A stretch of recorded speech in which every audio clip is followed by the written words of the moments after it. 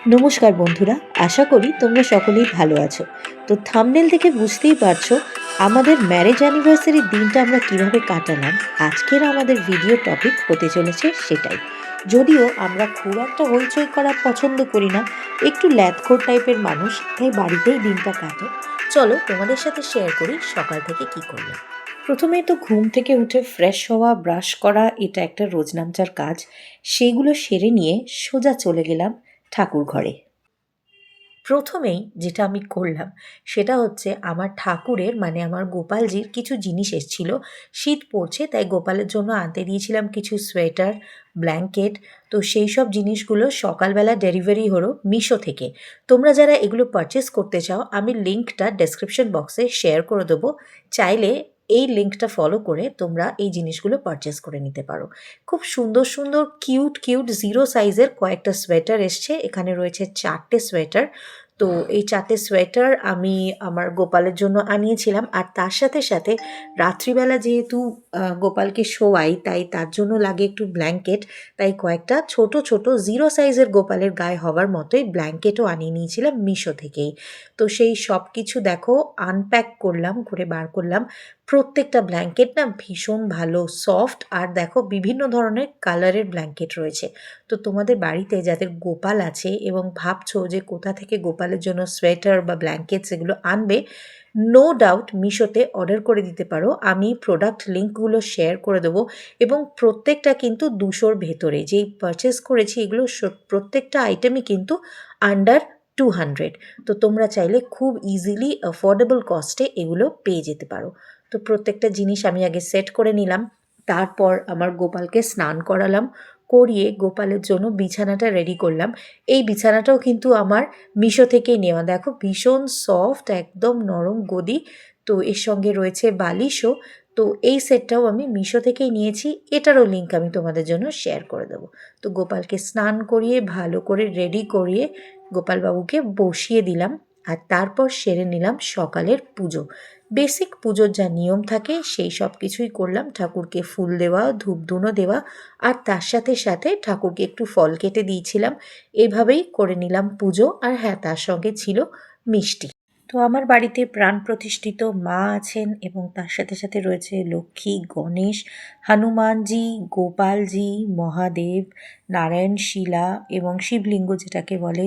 তাছাড়াও রয়েছে লোকনাথ বাবা। সেই সব কিছুর পুজো টুজো সেরে তাদের আশীর্বাদ নিয়ে শুরু করলাম দিনটা। পুজো শেষ হওয়ার পর বানিয়ে নিলাম আমাদের দুজনের জন্য একটু চা। আর তার সাথে সাথে বানিয়ে নিয়েছিলাম ব্রাউন ব্রেড দিয়ে একটুখানি সিম্পল ওপরে চিজ দিয়ে, চিজ টোস্ট টাইপের। এটা খেয়েই আমরা বেরিয়ে গেলাম জিমে, রোজকার ওয়ার্কআউটের রেজিম ফলো করতে।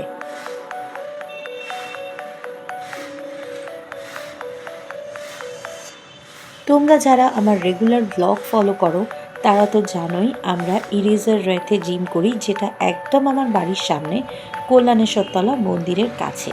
তো আমরা গিয়ে রেগুলার আমাদের যা ওয়ার্কআউট থাকে সেই সব কিছু পরপর স্টেপ বাই স্টেপ করতে শুরু করলাম।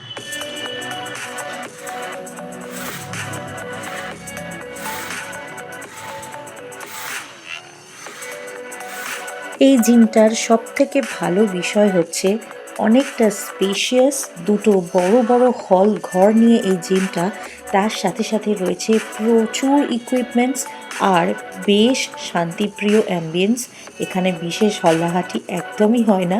তো চুপচাপ তুমি নিজের মতো কিন্তু জিম করতে পারো।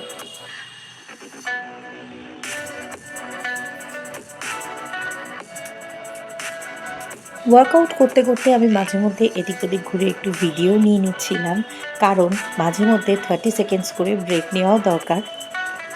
তো ফাইনালি জিমে ওয়ার্কআউট শেষ হওয়ার পর গুটি গুটি পায়ে রওনা দিলাম বাড়ি আর শুরু করলাম রান্নার প্রিপারেশন। আজকে রান্নার বেশ অনেকটাই স্পেশাল আইটেম রয়েছে, যেমন রয়েছে শুক্তো, আলু দিয়ে মাটনের ঝোল, রয়েছে আলু ফুলকপি, বেগুন ভাজা, চাটনি। তো চলো প্রিপারেশন শুরু করা যাক। প্রথমেই আমি বানাচ্ছি শুক্তো, তাই একটা কড়াইতে একটু জল গরম করে তার মধ্যে আলু আর পেঁপেটা দিয়ে একটু নুন দিয়ে ভালো করে সেদ্ধ করে নিলাম। আলু আর পেঁপেটা সেদ্ধ করে নেওয়া জরুরি। এই সেদ্ধ করা জলটা কিন্তু ফেলবে না, রেখে দেবে, এটা পরে তোমার কাজে লাগবে। এরপর সেম কড়াইতে গরম করে নিলাম একটুখানি সর্ষের তেল, তার মধ্যে বেগুনটা ভেজে নিলাম। বেগুনটা ভাজার সময় কিন্তু নুন দেবে না, তাহলে একদম সগি হয়ে যাবে। তো বেগুনটাকে ভেজে আস্তে আস্তে ভাজা হয়ে গেলে একটু লালচে করে ভেজে নিতে হবে। হালকা লালচে হলেই কিন্তু বেগুনগুলোকে তুলে নিতে হবে। শুক্তো কিন্তু একটা ভীষণ প্রিয় আইটেম সকল বাঙালির, তবে এত বেশি খাটুনি যে মানুষ বানাতে চায় না, কিন্তু আমি খেতে বেশ ভালোবাসি আর মাঝে মধ্যেই বানাই। তো চলো, বেগুনটাও ভাজা হয়ে গেছে। এরপর সেম তেলে আমি দিয়ে দিলাম হলুদ জলে ডুবিয়ে রাখা কাঁচকলা। কাঁচকলাগুলো আমি খোসা ছাড়িয়ে হলুদ জলে ডুবিয়ে রেখেছিলাম যাতে কালো না হয়। এইবার কাঁচকলাটা সর্ষের তেলে দেওয়ার পর আমি দিয়ে দিলাম একটুখানি নুন আর দিয়ে দিলাম সামান্য একটুখানি হলুদ, দিয়ে ভাজতে শুরু করলাম। কাঁচকলার সাথেই দিয়ে দিলাম বাকি আনাজ, যেমন এখানে রয়েছে দেখো উচ্ছে, আর তার সাথে সাথে দিয়ে দিলাম আমি বরবটি। তোমরা চাইলে কিন্তু এই স্টেজে এর সঙ্গে গাজরও মিক্স করতে পারো। অনেকে গাজর দেয়, অনেকে গাজর স্কিপ করে, আমার কাছে ছিল না, আমি দিইনি। তাই সবজিগুলোকে এরকমভাবে হালকা একটু ভেজে নিয়ে আমি ঢাকা দিয়ে দিলাম সফট হয়ে যাওয়ার জন্য। কিছুক্ষণ পর নাড়াচাড়া করে সবজিগুলোকেও তুলে নিলাম। যদি তোমরা ডাঁটা দিতে চাও তাহলে কিন্তু আলু আর পেঁপের সাথে ডাঁটাটাও সেদ্ধ করে নেবে। এরপর দেখো, ওই যে কড়াইতে তেলটা ছিল তাতেই আমি ভেজে নিলাম বড়ি। তো বড়িটাকে একটু লাল লাল করে ভেজে নিতে হবে। ভাজার সময় কিন্তু বড়িটাও একটুখানি নুন দিয়ে দেবে, তাতে বড়ির ভেতরে নুনটা যাবে। তো বড়িটাও ভেজে আমি সরিয়ে রাখলাম। মোটামুটি সমস্ত রকম সবজি ভাজাভুজি হয়ে গেছে। এবার ওই কড়াইতেই সব সবজি একসাথে দিয়ে দিলাম, যেমন ভেজে রাখা সবজিগুলো আর সেদ্ধ করে রাখা আলু পেঁপেটাও সব একসাথে দিয়ে ভালোভাবে মিক্স করতে হবে। এই স্টেজেই কিন্তু তোমাদেরকে মোটামুটি একটা স্বাদ মতো নুন দিয়ে দিতে হবে। পরে চেক করে দরকার পড়লে আরেকটু মেশাতে পারো, তবে এই স্টেজে নুনটা দিলে সবজিটা তাড়াতাড়ি সফট হয়। ওই যে সেদ্ধ করে রাখা জলটা রেখে দিতে বলেছিলাম, সেই স্টকটাও কিন্তু এবার আমি মিশিয়ে দিলাম। আমি যেহেতু অনেকটা পরিমাণে শুক্তো করছি, তাই আমার আরেকটু বেশি জল লাগলো, তাই আমি আরও হাফ মগ জল দিয়ে ভালো করে সবজিটাকে ডুবিয়ে ডুবিয়ে কড়াইয়ের মধ্যে রেখে দিলাম, কারণ সবজিগুলোকে কিন্তু একটুখানি সফট হতেও দিতে হবে। দিয়ে এবার আমি ঢাকা দিয়ে দিলাম। ঢাকা দেওয়ার পর কিছুক্ষণ পর দেখবে সবজিগুলো কিন্তু মোটামুটি নরম হয়ে গেছে। তো এই স্টেজে আমি আর একটুখানি নুনটা চেক করে আর একটু নুন মিশিয়ে দিলাম, কারণ যেহেতু আমি জলটা অনেকটা বেশি দিয়েছি আর একটু নুনের প্রয়োজন ছিল। নুনটা দেওয়ার পরে আমি আবারও একটু ঢাকা দিয়ে রাখলাম কিছুক্ষণের জন্য, যাতে জলটা একটু কমে যায়। অন্যদিকে আরেকটা পাত্রে আমি সামান্য একটুখানি জিরে আর তার সাথে সাথে রাঁধুনি, ফোড়নে দেওয়ার যে রাঁধুনি হয় সেই রাঁধুনি শুকনো খোলায় নাড়াচাড়া করে নিলাম। এই রাঁধুনি ফোড়নটা আর জিরে ফোড়নটা ভালো করে শুকনো খোলায় একটু ভেজে নিতে হবে। সুন্দর গন্ধ যখন উঠতে শুরু করবে তখন এটাকে একটা হামানদিস্তাতে ট্রান্সফার করে ভালো করে পাউডার ফর্মে গুঁড়ো করে নিয়ে সরিয়ে রাখতে হবে। তো এই ফোড়নটার বদলে আমি এরকমভাবে ভেজে দিই। অনেকে রাঁধুনি ফোড়ন দিয়ে শুক্তো বানায়, তবে এইভাবে যদি ভেজে দাও শুক্তোর টেস্ট কিন্তু একদম অনুষ্ঠান বাড়ির শুক্তোর মতো হবে। আজকে যে রেসিপিটা আমি করছি এটা কিন্তু অনুষ্ঠান বাড়ির শুক্তোর মতোই একদম টেস্ট হবে।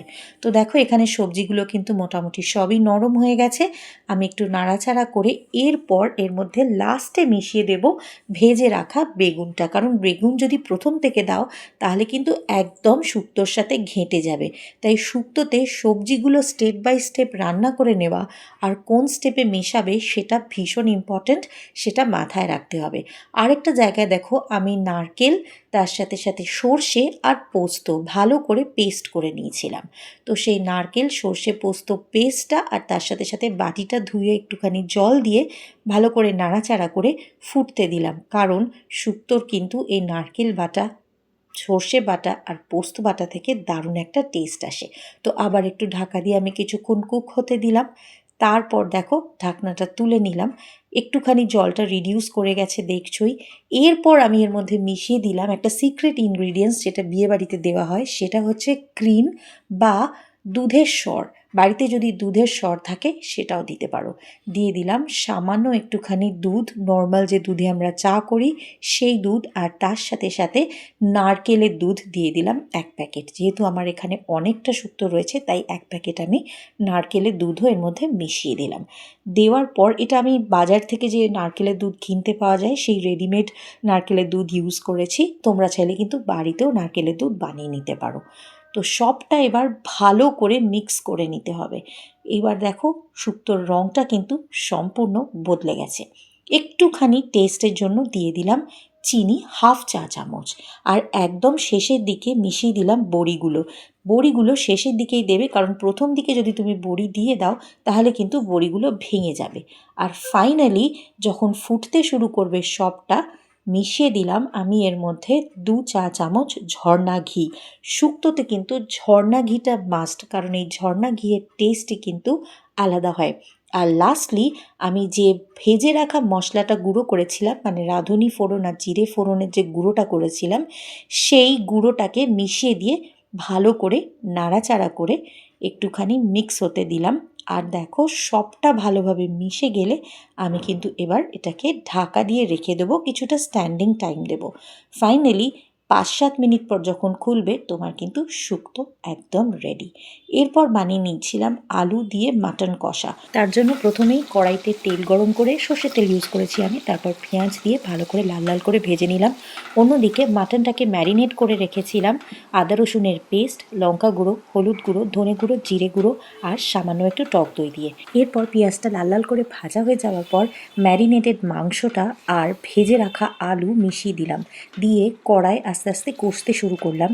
আর কষতে কষতে কিন্তু মাংস থেকেও কিছুটা জল বেরিয়েছিল, আর আমি মাঝে মধ্যে এর মধ্যে দিয়ে দিচ্ছিলাম গরম জল, আর তার সাথে মিক্স করছিলাম পুরো মাংসটা। এইভাবে কিন্তু আস্তে আস্তে মাংসটাকে কষতে কষতে মাংসটা সফট হয়ে যাবে। তোমরা চাইলে কিন্তু প্রেশার কুকারেও করতে পারো। যদি প্রেশার কুকারে করো তাহলে এই কষে নেওয়ার পরেই প্রেশার কুকারে দিয়ে দেবে, আর 5 থেকে 7টা সিটি লাগে যদি বড় প্রেশার কুকারে করো। আর যদি মোটামুটি 5 লিটারের প্রেশার কুকারে করো তাহলে কিন্তু 10 থেকে 12টা সিটি দিতে হয়। তাও ডিপেন্ড করে তোমার মাংসর কোয়ালিটির ওপর। তো আমি কিন্তু এটা কড়াতেই করেছিলাম। এভাবে কষিয়ে কষিয়ে লাল লাল করে মাংসটাকে করে নিলাম। আর হয়ে যাওয়ার পর একটুখানি গরম জল দিয়ে ভালো করে নাড়াচাড়া করে ফুটিয়ে নিয়ে তারপর গরম মশলা ছড়িয়ে নামিয়ে নিয়েছিলাম। তো রেডি হয়ে গেল আমার মাংস আলুর ঝোল। তো দেখো মাংসও রেডি হয়ে গেছে। অন্যদিকে আমার বানানো ছিল আলু, ফুলকপি, চিংড়ি মাছ দিয়ে। তো আজকের লাঞ্চের মেনুতে আলু, ফুলকপি, চিংড়ি মাছ রয়েছে, রয়েছে আলু দিয়ে মাংসের ঝোল। তার সাথে সাথে অপর দিকে আমি বসিয়ে দিলাম বেগুনটা ভাজা হতে। আর শুক্তো তো তোমাদের দেখালামই। ওদিকে বেগুন ভাজা হচ্ছে, আর যথেষ্ট বেলা হয়ে গেছিলো তাই বেশি সময় ওয়েস্ট করতে পারিনি সাজানোর জন্য। ডিরেক্টলি আমি বাড়তে বাড়তেই তোমাদেরকে দেখাচ্ছি। তো দেখো এরপর নিয়েছি গরম গরম ভাত, তার সাথে একদিকে রয়েছে আলু ফুলকপি চিংড়ি, রয়েছে মাংসের ঝোল, একদম লাল লাল যে মাংসের ঝোল হয়, মাটনের ঝোল, যেটাকে রোববার দুপুরের ঝোল বলা হয় সেটাই। আর তার সাথে ছিল টমেটো, খেজুর, আমসত্ত্ব আর কাজু কিশমিশ দিয়ে চাটনি, কারণ এত কিছু খাওয়ার পর শেষ পাতে একটু চাটনিটা ম্যান্ডেটারি। তো এই সব কিছু রান্না হয়ে যাওয়ার পর আমার একটুখানি বাড়িতে বানানো ছিল খোয়ার ফিরনি, মানে খোয়া ক্ষীর দিয়ে বানানো ফিরনি। দেখো বেগুনগুলোও ভাজা হয়ে গেছে, তো চলো টপাটপ তুলে নিই, কারণ খাবার কিন্তু বাড়া হয়ে গেছে। তো সেই খোয়ার ফিরনিটাও কিন্তু লাস্টে খেয়েছিলাম। যদি রেসিপিটা কারোর লাগে অতি অবশ্যই কমেন্ট সেকশনে লিখো, আমি নিশ্চয়ই তোমাদের জন্য শেয়ার করব খোয়া ক্ষীরের ফিরনি। খেতে দারুণ হয়, একদম কেউ বুঝতেই পারবে না ওটা খোয়া ক্ষীর দিয়ে বানানো। চলো তোমাদেরকে একটু দেখাই দেখতে কীরকম হয়েছিল ওই খোয়া ক্ষীরের ফিরনিটা। দেখতেই পাচ্ছ দারুণ সুন্দর দেখতে হয়েছিল, ভীষণ সফট হয় আর একদম মেল্ট ইন মাউথ হয়। বিশ্বাস করো আমি রেসিপিটা তোমাদের জন্য নিশ্চয়ই নিয়ে আসবো, তবে তার জন্য কমেন্ট সেকশনে কিন্তু অতি অবশ্যই আমায় জানিও কারা জানতে চাও। ফাইনালি সন্ধেবেলাটা দুজনে মিলে সেলিব্রেট করলাম একটুখানি কেক কেটে। মিওমরে থেকে 2টো কেক আনা হয়েছিল, একটা হচ্ছে ডাচ চকলেট আর একটা হচ্ছে নতুন একটা ফ্লেভার, সেটা হচ্ছে হানি অ্যান্ড আমন্ডস। তো এই ফ্লেভারটা আমার ট্রাই করা হয়নি, তাই এই ফ্লেভারটা ট্রাই করলাম, বেশ ভালো খেতে 2টো ফ্লেভারই। তো সন্ধেবেলা আমাদের কেক কেটে সেলিব্রেট করা হলো। আর হ্যাঁ, আমরা তো চা লাভার, সন্ধেবেলা একটু চা খাই, তাই চায়ের সঙ্গে সঙ্গে বানিয়ে নিয়েছিলাম একটুখানি potato cheese papa's. Happy anniversary. Happy anniversary to both of us. খুব ভালো থাকো, একে অপরকে এত থাকো। বছর ঝেলার জন্য, 11 ইয়ার্স ঝেলে নেওয়ার জন্য হ্যাপি অ্যানিভার্সারি। খুন হয়ে যায়নি কেউ কারোর হাতে, সেই জন্য হ্যাপি অ্যানিভার্সারি। কেউ কাউকে মার্ডার করে দিইনি, তাই happy anniversary. Happy anniversary. Thank you. এরপর সন্ধেবেলা বানিয়ে নিলাম চা আর তার সাথে পোট্যাটো চিজ পপার্স, এটাকে অনেকে কিন্তু পোট্যাটো চিজ বলসও বলে। আর ফাইনালি রাত্রিবেলা খেলাম, ঠাকুরকে দেওয়া হয়েছিল যে মিষ্টিগুলো, তার মধ্যে ছিল গাঙ্গুরাম থেকে আনা, মানে আমরা আনিনি, গাঙ্গুরাম থেকে এটা কিন্তু আমাদের দেওয়া হয়েছিল আমাদের অ্যানিভার্সারি উপলক্ষে। তো মিষ্টিগুলো খেতে ভীষণ ভালো ছিল। এর মধ্যে ছিল ছানার টোস্ট, এই যে মিষ্টিটা ছানার টোস্ট, আর এই মিষ্টিটা হচ্ছে জল ভরা, নলেন গুড়ের জল ভরা। মিষ্টি দুটো কিন্তু অসাধারণ খেতে ছিল। তোমরা যারা মিষ্টি খেতে ভালোবাসো অতি অবশ্যই এই গুড়ের সিজনে ট্রাই করে নিও এই নলেন গুড়ের জল ভরা। জল ভরা তো অনেক দোকানেই হয়, তোমরা কে কোন দোকানের জল ভরা খেতে পছন্দ করো কমেন্ট সেকশনে জানিও। তো ফাইনালি আমাদের রাত্রিবেলা এরকম মিষ্টি খেয়েই একটু এন্ড করলাম, কারণ সারাদিনে প্রচুর খাওয়া দাওয়া হয়েছে, রাত্রিরে সেইভাবে আর ডিনার করা হয়নি। তো আজকের ভিডিওটা যদি তোমাদের ভালো লেগে থাকে তাহলে অতি অবশ্যই একটু লাইক করো, কমেন্ট করো, আর জানিও তোমরা আরও কী কী ধরনের ভিডিওস দেখতে চাও। কারণ তোমরা যদি সাজেশন না দাও তাহলে আমরা তোমাদের পছন্দ মতো ভিডিও আনবো কী করে। তাই আজকে ভিডিওটা এখানেই এন্ড করছি। তোমাদের অনেক শুভেচ্ছা পাওয়ার আশায়, তোমাদের অনেক এনকারেজমেন্ট পাওয়ার আশা নিয়ে এইভাবেই আমাদের পাশে থেকো, ভিডিওটা বেশি বেশি করে লাইক, শেয়ার অ্যান্ড সাবস্ক্রাইব করো, আর অতি অবশ্যই সাজেশন দিতে থেকো। তোমরা সকলে ভালো থাকো এই আশা নিয়ে শেষ করলাম আজকের ভিডিও। টাটা।